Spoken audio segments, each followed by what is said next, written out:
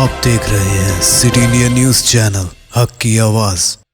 Mahmood lake view convention, MM Pahadi, Kishanbagh road, Hyderabad.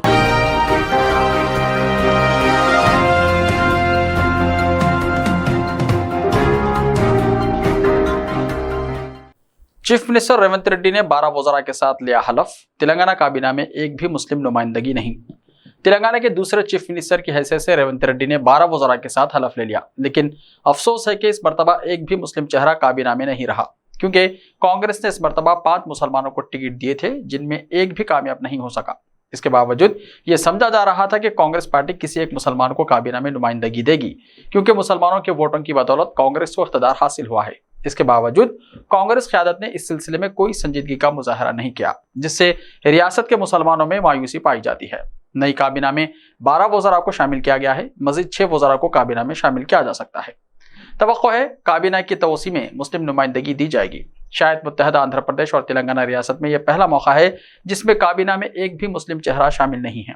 किसी एक मुस्लिम कायद को काबीना में शामिल करते हुए इन्हें कौंसिल का रुकन भी बनाया जा सकता है। फिलहाल कौंसिल के 2-3 सीट खाली हो रहे हैं। मुल्क की 29वीं रियासत तेलंगाना के दूसरे चीफ मिनिस्टर के तौर पर आज दोपहर ठीक 1:04 पर रेवंत रेड्डी ने शहर हैदराबाद के LB स्टेडियम में मुनक्किदा अज़ीमुश्शान तक़रीब में हलफ लिया। गवर्नर डॉक्टर तमिलिसाई सौंदरराजन ने इन्हें ओहदा और राजदारी का हलफ दिलाया। इनके साथ वज़रा मल्लू भट्टी विक्रमार्का, उत्तम कुमार रेड्डी, कोमट रेड्डी, वेंकट रेड्डी, सीतक्का, कोंडा सुरेखा, सूरीधर बाबू, P श्रीनिवास रेड्डी, T नागेश्वर राव, दामोदर राज नरसिम्हा, सुदर्शन रेड्डी, पूनम प्रभाकर ने भी हलफ लिया। कांग्रेस के सरकर्दा लीडरान बशमुल पार्टी के सदर मल्लिकार्जुन खड़गे, सोनिया गांधी, राहुल गांधी, प्रियंका गांधी, वजीर आला कर्नाटका सिद्धारमैया, इनके नायब DK शिवकुमार, कर्नाटका के कई वज़रा और पार्टी लीडरान के अलावा दूसरी रियासतों के पार्टी लीडरान ने भी हलफ बर्दारी तकरीब में शिरकत की। हलफ बर्दारी की तकरीब में तेलंगाना को रियासत का दर्जा दिलाने के लिए अपनी जानों की कुर्बानी देने वाले 300 अफराद के अरकान खानदान भी शरीक हुए।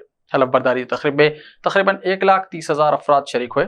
कांग्रेस की मरकजी क़यादत ने वसीतर मुशावरत के बाद इस अहम तरीन ओहदे के लिए रेवंत रेड्डी के नाम को खतियत दी थी। इस तकरीब में रियासत के मुख्तलिफ अजला से कसीर तादाद में पार्टी लीडरान और कारकुनों ने भी शिरकत की। 6 गारंटी स्कीमात की फाइल पर रेवंत रेड्डी की पहली दस्तखत। चीफ मिनिस्टर तेलंगाना की हैसियत से हलफ लेने के फौरी बाद रेवंत रेड्डी ने इंतखाबी मंशूर में शामिल 6 गारंटी स्कीमात की फाइल पर पहली दस्तखत की। इंतखाबी मुहिम के दौरान कांग्रेस पार्टी ने 6 गारंटी स्कीमात पर अमल आवरी का ऐलान किया था। आज LB स्टेडियम में तकरीब हलफ बर्दारी में हलफ लेने के बाद रेवंत रेड्डी ने इन स्कीमात पर अमल आवरी से मुताल्लिक फाइल पर पहली दस्तखत की। भट्टी विक्रमार्का तेलंगाना के डिप्टी चीफ मिनिस्टर। तेलंगाना के नए चीफ मिनिस्टर के तौर पर रेवंत रेड्डी ने आज हलफ लिया। वहीं डिप्टी चीफ मिनिस्टर के ओहदे के लिए भट्टी विक्रमार्का ने हलफ उठाया है।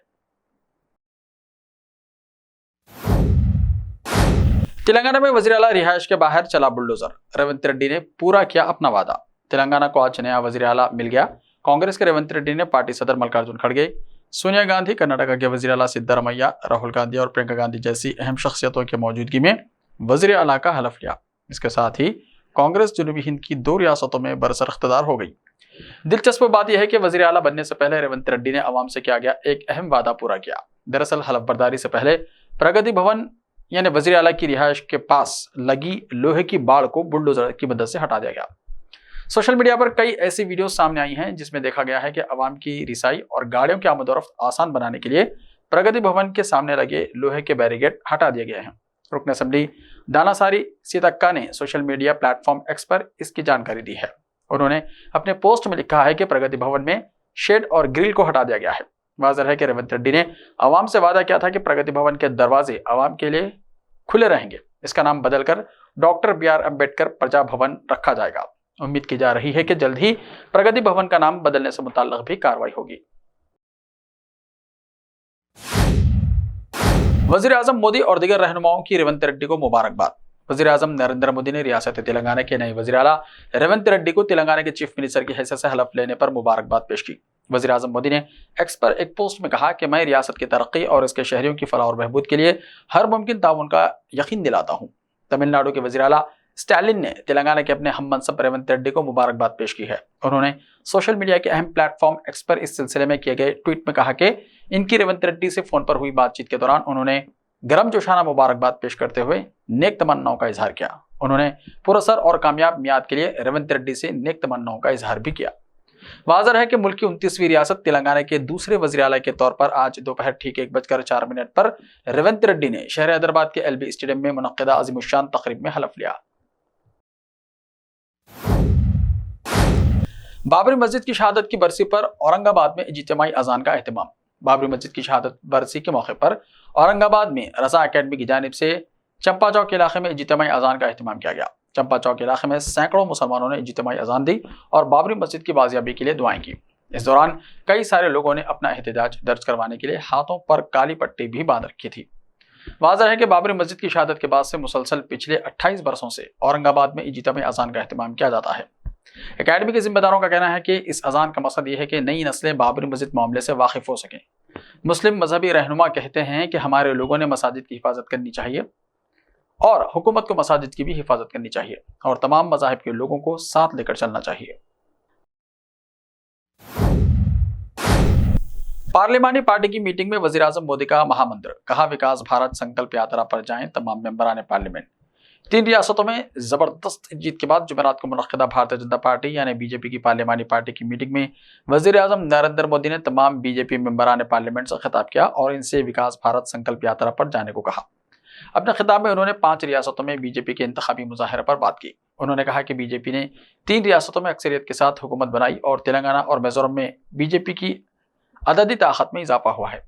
मीटिंग के बाद मरकजी वजीर प्रहलाद जोशी ने बताया कि बीजेपी पार्लिमानी पार्टी की मीटिंग में म्यूचिंग तूफान से मुतासरा लोगों के लिए ताज़ियत का इजहार किया गया। मीटिंग में वज़ीर आज़म मोदी ने कहा कि 3 रियासतों में जीत के साथ मिजोरम और तेलंगाना में भी बीजेपी की अददी ताकत में इजाफा हुआ है। बीजेपी पार्लिमानी पार्टी की मीटिंग में वज़ीर आज़म मोदी ने कहा कि ये सब पार्टी कारकुनों की मेहनत का नतीजा है कि बीजेपी ने 3 रियासतों में कामयाबी हासिल की। अब तमाम मेंबरान पार्लियामेंट 22 दिसंबर से 25 जनवरी तक विकास भारत संकल्प यात्रा में हिस्सा लें और मरकजी हुकूमत की स्कीमों को आवाम तक ले जाएं। दिल्ली तक पहुंचा चीन में फैल रहा पुरअसरार निमोनिया, 7 मरीजों में तस्दीक। कोरोना अभी मुकम्मल तौर पर खत्म नहीं हुआ था कि चीन से आने वाले एक नए बैक्टीरिया ने हिंदुस्तान में तशवीश पैदा कर दी है। एक नए चीनी बैक्टीरिया माइकोप्लाज्मा की हिंदुस्तान में एंट्री हो चुकी है जो छोटे बच्चों को मुतासिर कर रहा है। ये बीमारी चीन में तबाही मचा रही है। दिल्ली के all India institute of medical sciences यानी एम्स के अस्पताल ने अप्रैल और सितंबर के दरमियान माइकोप्लाज्मा निमोनिया के 7 केसों का पता लगाया है। एम्स ने पीसीआर और आईडीएम एलिसिया नाम के 2 टेस्टों के जरिए चीन में बच्चों में सांस की बीमारी पैदा करने वाले जरासीम माइकोप्लाज्मा निमोनिया के 7 केसेस रिकॉर्ड किए हैं। पीसीआर और आईजीएम एलिसिया टेस्ट की मुस्बत शरह 3 और 16% पाई गई है। यही वजह है कि चीन से आने वाले कोरोना का सामना करने के बाद हिंदुस्तान में इस बीमारी का खौफ फैलना शुरू हो गया है।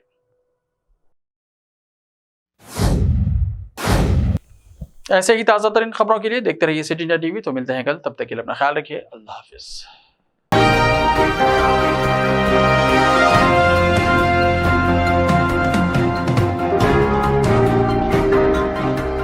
मलबार गोल्ड एंड डायमंड्स, यहाँ आपको दुनिया में सबसे शानदार सोना, अलमास हीरे और अनमोल जेवरात मिलते हैं सही दाम में। मलबार फेयर प्राइस प्रॉमिस के साथ बेस्ट गोल्ड रेट, अब भरोसेमंद, खानदानी और मॉडर्न जेवरात भी फिर से आप सबके लिए आ रहा महबूब नगर में दिसंबर 10 तारीख से। Malabar gold and diamonds, Shah साहब गुट्टा रोड, महबूब नगर।